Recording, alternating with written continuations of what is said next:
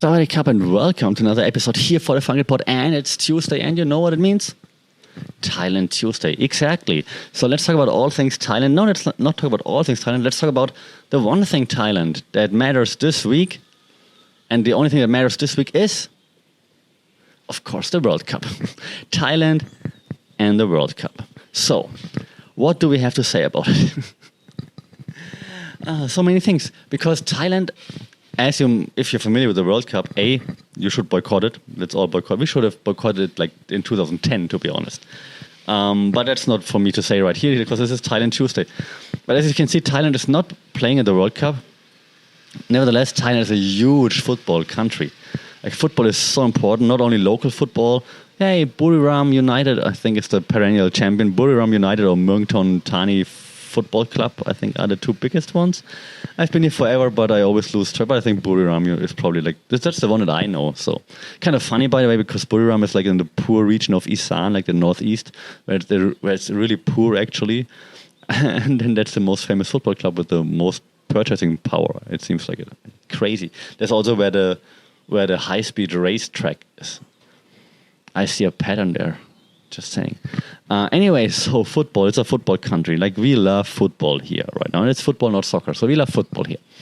And to an extent that everybody's a football fan. Everybody. No, and not just to play like the gender card. And I know gender in 2022, we shouldn't have it. But it's not just that guys are football fans, like girls, everybody in between. Everyone's a football fan, okay? And everyone knows football. Like, everyone like wearing Liverpool shirts. And if I see like some Thai friends or some of my students like traveling to the UK or something, they all visit like the Liverpool Stadium, the Man United Stadium, Old Trafford, whatever. Like, everyone's a football fan, which is interesting because Thailand is so bad at football. I mean, national team wise speaking, not everybody's bad at football. And I'm joking, right? But it's just interesting to see that. And so the biggest thing here is usually the Premier League, the English Premier League, not the Thai Premier League. We call it Premier League too. The English Premier League is like the biggest thing here. So usually the most people are supporting Liverpool. I think Liverpool is the biggest probably. Lots of Man U supporters here too, even so. How dare they doing Cristiano like that? But Man U supporters are a lot here. And Chelsea and so maybe, but mostly Liverpool, Man U, maybe Leicester, because of the Thai affiliation, sponsorship, and so on. But I think Liverpool and Man U are like definitely the biggest clubs here in Thailand. So that also leads into like national teams being supported, of course, and mostly they support therefore the English national team, which is just hilarious. That like, I mean, maybe Thailand didn't get conquered by the British, so maybe that's how you can support them. I don't know, but other than that, like, yeah, go England. Also interesting is that everybody knows everything about football here. Like, data-wise, like I'm trying lots of Muay Thai, right? As you can see, and my Muay Thai coaches, they know everything, like about, because they bet so much on football, not because they're like really into they're into it, but because of the betting. So they bet on German Bundesliga games. They bet on second Bundesliga games, like the second division games. I wore a shirt once of my hometown team, which used to play in the second division. Now they are I think in the fourth or whatever. They got relegated. And then they recognized the shirt. It's this freaking small city in Germany, like that no one really knows, and especially not for football. And they recognize the shirt and they're like, oh, I know the shirt. It's a Wolfsburg. I'm like, what? How do you know? And he's like, oh yeah, I bet on them. Like, so it's crazy. So they know everything in this regard. So that's very fascinating to me, because I don't know who's the top scorer in the Thai Premier League, for example. But then this betting, like lots of like people that are not maybe from the upper class end up betting on football. Like, betting on football, even though betting officially, it's not allowed in Thailand, but betting on football, you can do this basically everywhere, all the time, whenever you want to, which is crazy. And it's just also like really sad that those. That sounds naive, but those betting houses just really run with it. They're like, yeah, give us all your money, and especially the poorer people who couldn't afford losing it, right? So that's pretty sad. And I just gonna say, even though I know the answer, but I'm gonna say like I don't know why this keeps happening. Yeah, you probably have an idea why this keeps happening. Back to football itself in the World Cup, though. So I think what I read, I guess I read that on like in the newspaper, like online. I think the Thai government had to spend like around 50 billion Thai baht for the rights to broadcast the World Cup. That is also the thing, right? Where does the money come from? But whatever, if there's a broadcasting budget for special events that make the people happy, then so be it.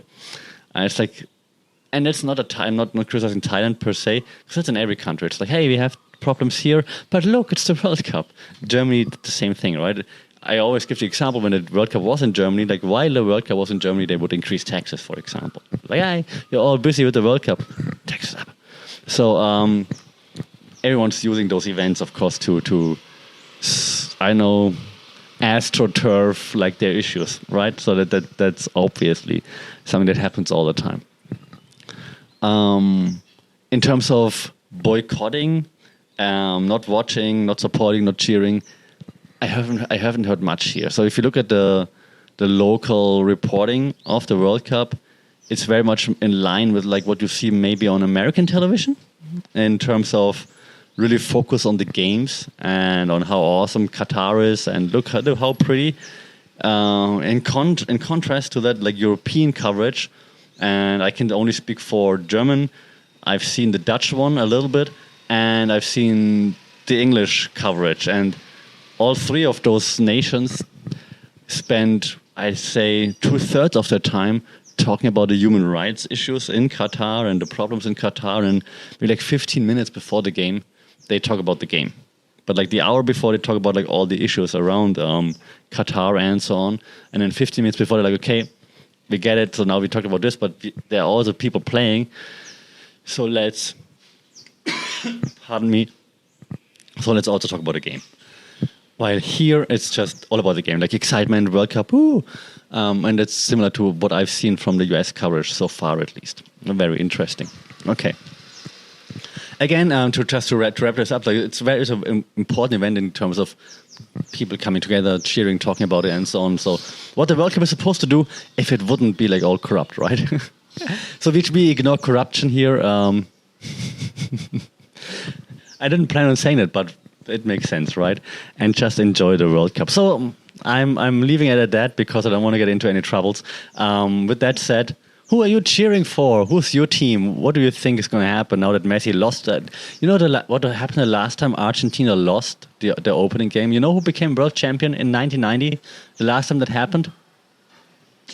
You know it. So, with that said, we already know that Germany is going to become world champion. So, congratulations to my country for surprising everybody. Let me know who you're rooting for. What do you think about football? Do you go to bars here in Thailand to watch it? Do you watch it at home? How do you do it? Let me know. Shout out in the comments. Funkitpod on social media, funkitpod@gmail.com. Like, share, subscribe, rate this podcast. Then more Thai/football fans will find it. And until then, as always, stay safe, take care. Chok di, Sawadee Krap.